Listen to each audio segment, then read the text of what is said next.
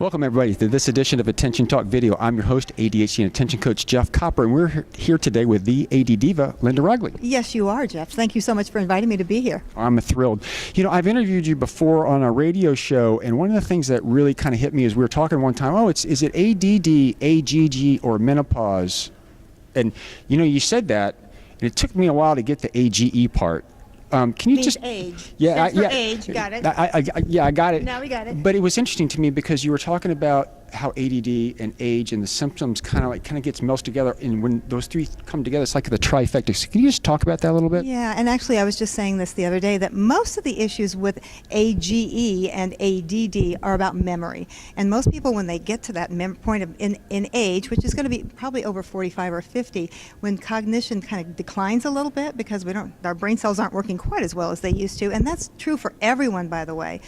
Everybody races to the doctor. Oh my gosh, I have dementia. Oh my gosh. And what happens is a lot of people who believe they have dementia, which they usually don't, find out they actually have a lifelong history of ADHD. And of course, ADHD is lifelong. We're all born with it, for heaven's sake. And those times are really difficult because we have so many things going on right then, so many changes, and we're kind of looking at, well, you know, I'm 50 or I'm 60. What do I do with the rest of my life? And now we want to embrace that ADHD and walk down the road with it. And so we talked about that in ADD, but also at menopause, estrogen levels start to drop, and that has an impact on working memory. Yep, it sure does. Thank you for feeding me that. That was a great setup. I love that. You're right. Estrogen actually has a tremendous impact on brain function. Even for normal women, when estrogen drops, cognition kind of drops as well. But for ADHD women, it's even more critical because neurotransmitters actually don't work as well when they don't have estrogen. That's why in pregnancy, ADHD women are just doing great because there's lots of estrogen on board. At menopause, when estrogen slowly dies down, they kind of freak, where's my brain? They don't know where where it is anymore. It's really kind of scary. So a lot of times people will do estrogen replacement, or they'll do some alternative treatments for that. And certainly treating the ADHD in whatever way helps at any age, that's for sure.